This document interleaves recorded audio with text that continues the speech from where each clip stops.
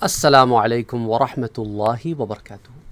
ایک بھائی کا سوال آیا ہے اور یہی سوال چند دن پہلے کچھ اور لوگوں نے بھی پوچھا تھا، مجھے اس کا جواب دینے کا موقع نہیں ملا۔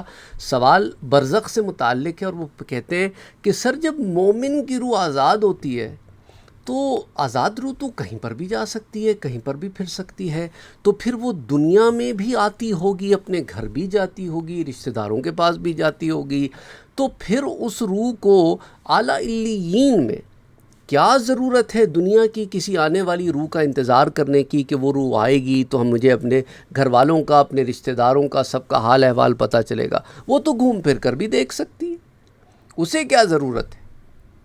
اچھا، اب یہ سوال آتا ہے اور بھی بہت سارے لوگوں کے ذہن میں آیا ہوگا۔ اب اس سوال کے پیچھے جو ایک بیک گراؤنڈ ہے اسے بھی میں آپ کو سمجھانا چاہتا ہوں اور اس سوال کا جواب بھی دینا چاہتا ہوں۔ تو وہ لوگ جو چینل پر شاید نئے آئے ہوں، انہوں نے برزخ کی سیریز نہ دیکھی ہو، مختصراً 2-3 باتیں آپ سے عرض کرنا چاہتا ہوں۔ عقیدے سے متعلق ہے کہ مرنے کے بعد بھی روح کا تعلق بدن انسان کے ساتھ باقی رہتا ہے، یاد رکھیے گا۔ اگرچہ روح جسم سے جدا ہو جاتی ہے پر چونکہ ایک دفعہ آ چکی ہے تو تعلق برقرار رہتا ہے، تو بدن پر جو بھی گزرے گی وہ روح اس سے ضرور آگاہ اور متاثر ہوگی۔ اب لوگ کہتے ہیں سر یہ جسم کا جو ڈیکیئنگ پروسیس ہے، کیا یہ بھی روح اس کے اوپر اثر انداز ہوتا ہے؟ یہ پروسیس اگر ڈیکیئنگ پروسیس میں اسے عذاب ہو رہا ہے، عذاباً اسے ڈیکیئنگ پروسیس سے گزرنا پڑ رہا ہے، تو روح پر اثر انداز ہوگا کیونکہ عذاب ہے۔ اور اگر نیچرل پروسیس ہے تو اللہ بڑا کریم ہے، ہو سکتا ہے روح کو تکلیف ہوئی نہ، کیونکہ ایک نیچرل ڈیکیئنگ پروسیس سے گزر رہا ہے۔ اچھا، وہ لوگ جو صالحین میں سے ہوتے ہیں، شہداء میں سے ہوتے ہیں، صدیقین میں سے ہوتے ہیں، انبیاء اور رسول، ان کی تو باڈیز بالکل ویسی رہتی ہیں جیسا کہ ابھی دفنائے، وہ تو ڈیکیئنگ پروسیس سے گزرتی رہی، ان کی ارواح پر یہ مرحلے ہی نہیں آتے۔ تو یاد رکھیں کہ جس طرح حیات دنیا میں جو شے جسم پر گزرتی ہے وہی روح پر بھی گزرتی ہے، ویسے ہی برزخ میں بھی گو کہ روح جسم کے اندر نہیں ہے پر تعلق قائم ہے۔ اس بات کا میں ریفرنس آپ کو ایک دفعہ پھر دیتا چلوں کہ یہ روض الازہر پیج نمبر 101، اسی طرح شرح العقائد النسفیہ مبحث عذاب القبر پیج 101۔ اچھا، اسی طرح آگے چلتے ہیں، جو کہ عقیدوں کی بات ہو رہی ہے کہ مرنے کے بعد مسلمان کی روح جو ہے وہ حسب مرتبہ مختلف مقامات پر رہتی ہے، یا بعض کی ان کی قبر پر رہتی ہے، جیسا کہ حضرت عبداللہ ابن عمر رضی اللہ تعالیٰ عنہ والی روایت میں آتا ہے، جو شرح الصدور کے پیجز 262 اور 263 پر موجود ہے۔ اسی طرح بعض کی چاہے زمزم شریف پر، یعنی زمزم شریف کے کنویں پر رہتی ہے۔ اسی طرح جو ہے بعض کی آسمان و دنیا کے درمیان رہتی ہے۔ اچھا، زمزم کے کنویں والی روایت جو ہے وہ حضرت علی کرم اللہ وجہہ سے مروی روایت شرح الصدور کے پیج 237 پر ہے۔ اور اسی طرح بعض کی آسمان و دنیا کے درمیان رہتی ہے، یہ مغیرہ بن عبد الرحمن شرح الصدور پیج نمبر 236 پر آیا ہے۔ پھر اسی طرح 7ویں آسمان تک بعض کی ارواح مختلف آسمانوں میں، بعض کی پہلے، دوسرے، تیسرے، چوتھے، مختلف آسمانوں پر بعض کی ارواح ہوتی ہیں، جیسا کہ حضرت عبداللہ ابن عمر رضی اللہ تعالیٰ عنہ سے مروی ایک روایت ہے جو شرح الصدور کے پیج نمبر 235 پر آتی ہے۔ مختصراً ریفرنسز دے رہا ہوں، پہلے میں بڑے طویل اس پر بات کر چکا ہوں۔ اچھا، اسی طرح بعض کی آسمانوں سے بھی بلند اور بعض کی روحیں زیر عرش قندیلوں میں ہوتی ہیں، اور قندیل آپ سمجھتے ہیں فانوس کو کہتے ہیں، شینڈلیر آپ سمجھ لیں اس کو عام زبان میں، انگریزی میں سمجھنے کے لیے، اور اس میں ہوتی ہیں۔ اور یہ حضرت عبداللہ ابن عباس سے مروی روایت سنن ابی داؤد کی ہے، کتاب الجہاد میں، حدیث نمبر 2520۔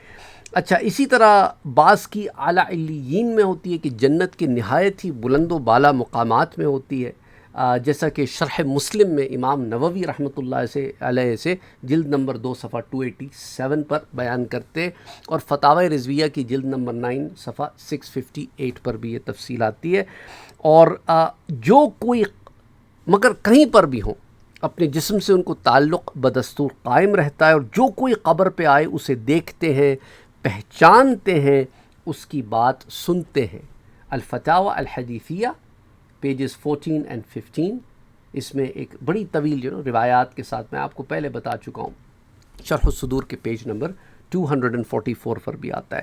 تو یعنی قبر پر جو لوگ آتے ہیں انہیں دیکھتے بھی ہیں، پہچانتے بھی، ان کی بات سنتے بھی، کیونکہ وہ گھر ہے نا ان کا، وہ گڑھا جہاں دفن ہے وہ بھی گھر ہے، اور برزخ میں جہاں ہیں وہاں پہ بھی گھر ہے. دیکھیے روح جو ہے نا وہ قید نہیں ہے اس طرح جس طرح کہ جسم ایک مقام پر قید ہے تو دوسری مقام پر نہیں ہو سکتا. روح بڑی ڈیفرنٹ ہے اپنے کانٹیکس میں. اس کو سمجھنے کے لیے صحیح مسلم کی وہ روایت سامنے رکھیں اور صحیح بخاری کی وہ روایت سامنے رکھیں. حضرت موسیٰ علیہ السلام والا معاملہ، اپنی قبر میں کھڑے نماز بھی پڑھ رہے ہیں، وہاں پر مسجد اقصیٰ میں بھی آ گئے، اور چھٹے ساتویں آسمان پر نبی پاک سے ملاقات بھی کر لی، اور قبر میں اس وقت نماز بھی پڑھ رہے ہیں. یہ روح کا معاملہ بڑا جدا ہے، وہ جسم کی طرح ایک جگہ کے قید میں نہیں ہے. یہ معنی ہے اس کا کہ وہ قید نہیں ہے مومن کی روح. اس کو بھی ذرا اور ایکسپلین کریں گے ہم. تو روح وہاں سک برزخ سے دیکھ رہی ہے، اب وہ قبر پر جو آ رہا ہے اس کو دیکھ رہی ہے، اس کے حالات سے واقف نہیں ہو رہی. یہ بڑی الگ الگ باتیں ہیں. دیکھیں اعمال کا پیش ہونا، اس پر ہم پہلے روایات دیکھ چکے کہ ماں باپ پر، رشتہ داروں پر اعمال پیش ہوتے ہیں، وہ الگ معاملہ ہے. جو قبر پر آئے اسے دیکھ رہے ہیں، اس کو سن بھی رہے ہیں، ٹھیک ہے، اس کو سن بھی رہے ہیں، لیکن اس کے احوال سے واقف نہیں ہو رہے. یہ الگ بات ہو گئی. احوال سے واقف ہونا یہ تیسری کیٹیگری ہے.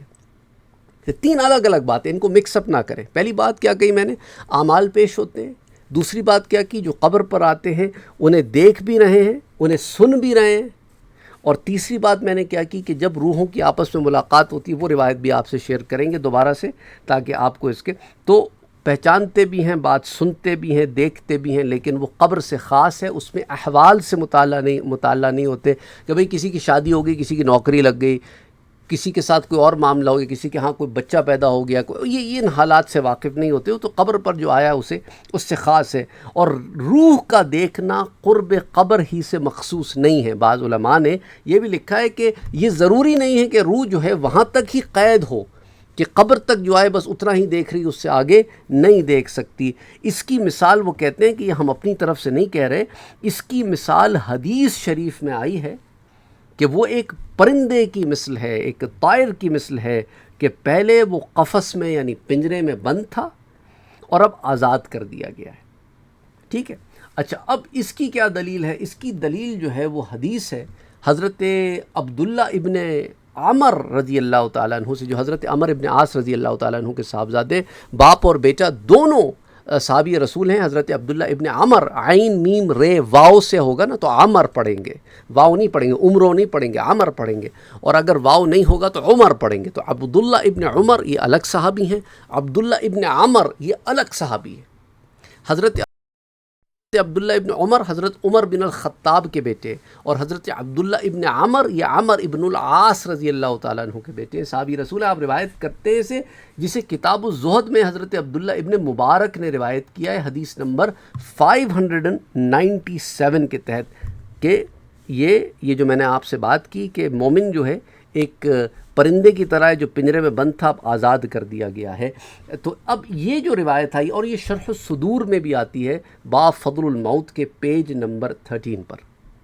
اچھا، ائمہ کرام فرماتے ہیں، یہ جو اسٹیٹمنٹ آپ سے ذکر کرنے لگا ہوں وہ فیض القدیر، فیض القدیر اسے اردو میں فیض القدیر پر، کیونکہ عربی میں ضاد پڑھا جاتا ہے، اردو میں زاد پڑھا جاتا ہے، اس لیے بعض دفعہ لوگ اردو پڑھنے والے عربی کی تجوید میں غلطی کرتے ہیں کہ غیر المغضوب علیہم ولا الضالین پڑھتے ہیں.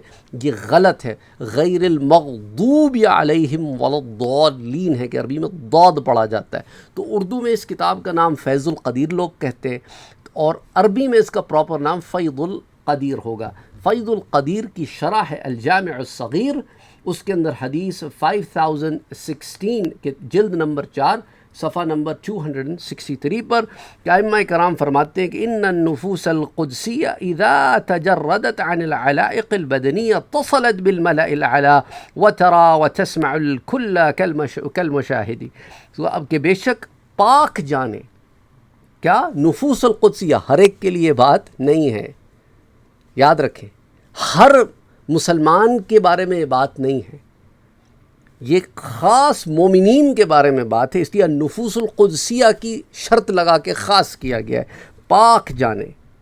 اذا تجردت عن العلائق البدنیۃ اتصلت بالملأ الاعلی، تو جب بدن کے علاقوں سے جدا ہوتی ہیں، یعنی جب جسم سے نکلتی ہیں تو عالم بالا سے مل جاتی ہیں. یہ وہ ہیں جو اعلی علیین میں ہوتی ہیں. یہ وہ ارواح کی بات ہو رہی ہے، صدیقین کی، شہداء کی، صالحین کی، اولیاء اللہ کی، انبیاء کی، مختلف جو اعلیٰ مومنین، کامل مومنین، وہ سب کچھ ایسے دیکھتی سنتی ہیں جیسے یہاں حاضر ہیں. اب یہ ہم اور آپ تو فیصلہ نہیں کر سکتے نا کہ کون اعلیٰ علیین میں ہے کون نہیں ہے. اور پھر حدیث شریف میں آیا ہے، جسے شرح الصدور کے باب فضل الموت میں پیج نمبر 13 پر جو حدیث شریف روایت کی گئی ہے کہ اذا مات المؤمن یخلی سربہ یسرح حیث شاء، جب مومن مر جاتا ہے تو اس کی راہ کھول دی جاتی ہے جہاں چاہے جائے. اب یہ جہاں چاہے جائے میں بھی اللہ سبحانہ وتعالیٰ کے حکم سے ہی جا آ سکتا ہے نا. ایسا تو نہیں کہ بس چھوڑ دیا پھر گھومتا پھر رہا ہے، کبھی مارس چلا گیا، کبھی سیٹن، کبھی پلوٹو چلا گیا، کبھی سورج پہ جا کے بیٹھ گیا، کبھی کیا چلو دنیا میں چلتے ہیں. کوئی مذاق کوئی تھوڑی ہے یار. وہ لوگ جو سمجھتے ہیں کہ بھئی یہ تو ایسے نہیں ہیں، اللہ کے حکم سے جہاں اسے اجازت ہوتی ہے جا سکتی ہے. تو ان کے الگ الگ مقامات ہیں جو میں نے آپ کو پہلے بتایا، ان مقامات میں ہیں. اور پھر جہاں جہاں اللہ کے حکم سے اجازت ہوتی ہے وہاں جا سکتے ہیں. تو ضروری نہیں ہے کہ ہر کوئی آئے، ہم ہماری مرضی سے تو آتے جاتے نہیں نا، اللہ کی مرضی سے آتے جاتے. اللہ کو معلوم ہے کہ کس کو کہاں کیا کرنا ہے. اور اس ضمن میں شاہ عبد العزیز صاحب لکھتے ہیں، یہ فتاوی رضویہ کی جلد نمبر 29 صفحہ 454 پھر آگے حوالہ فتاوی عزیزیہ کا دیا ہے اعلیٰ حضرت نے، کہ اس کے اندر آپ لکھتے ہیں کہ روح کے لیے کوئی جگہ دور یا نزدیک نہیں بلکہ سب جگہ برابر ہے. اس لیے جب وہ اعلیٰ علیین میں ہوتی ہے اور وہ باقی دوسری ارواح سے ملاقات کرتی ہے، ملتی ہے، اور وہ قبر میں آنے والے کو دیکھ رہی ہے، وہ سارے معاملات اس کے لیے قریب اینڈ دور کا مسئلہ نہیں ہے، کیونکہ اب وہ جسم کے ساتھ قید نہیں ہے.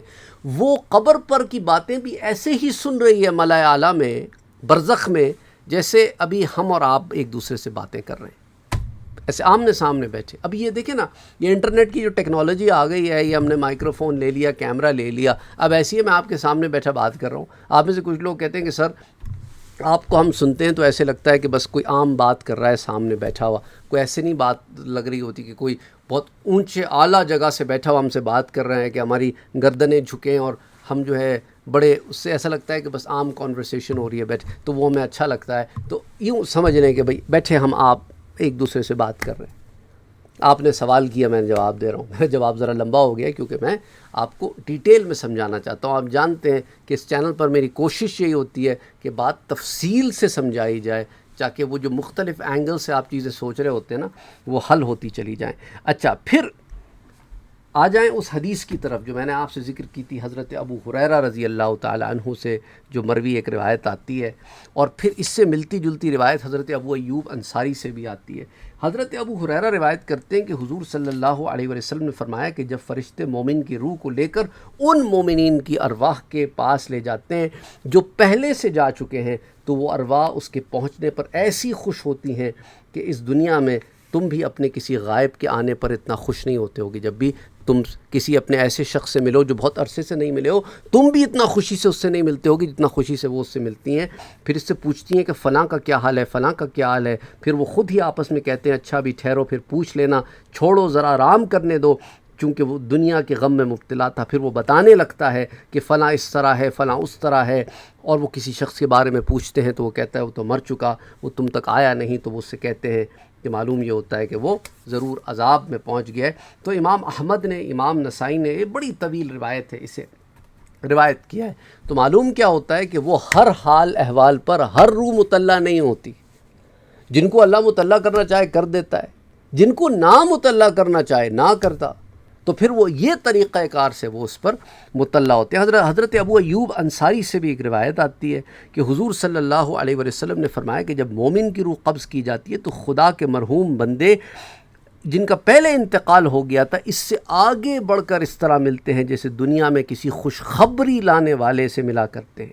پھر ان میں سے بعض کہتے ہیں ذرا اس کو مہلت دو کہ دم لے لے، کیونکہ یہ دنیا میں بڑے کرب میں تھا، تو اسے لینے آتے ہیں، ریسیو کرنے آتے ہیں، جس مقام پر بھی آتے ہیں اسے ریسیو کرنے آتے ہیں۔ اور یاد رکھیں روح کے لیے پھر قرب اور بعید اور یہ مسئلے نہیں ہوتے اس کے لیے، تو وہ اس کا ایک الگ معاملہ ہوتا ہے روح کا۔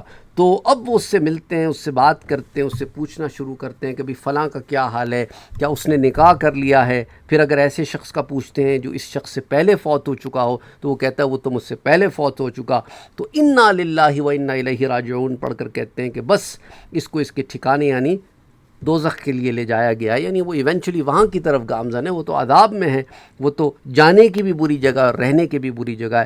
اور حضور نے فرمایا کہ تمہارے اعمال تمہارے ان رشتہ داروں اور خاندان والوں کے سامنے جو عالم برزخ میں ہیں پیش کیے جاتے ہیں۔ تو یہ وہ روایت ہے جو میں آپ سے ذکر کرنا چاہ رہا تھا، کیونکہ کوئی پوچھ سکتا ہے نا کوئی کہ بھئی آپ نے اختصاراً ہی بتایا، ایک آدھ ریفرنس بھی دے دیتے کہ اس بات کا کیا ریفرنس ہے۔ تو عالم برزخ میں رشتہ داروں اور خاندان والوں کے سامنے یہ اعمال پیش ہوتے ہیں، اگر نیک عمل ہو تو وہ خوش اور بشاش ہوتے ہیں، یعنی وہاں انہیں خوشی بھی ہوتی ہے، عالم برزخ میں خوشی بھی ہوتی ہے، ایک تو آنے کی خوشی ہوتی ہے اور اس سے پہلے اعمال کی خوشی ہوتی ہے۔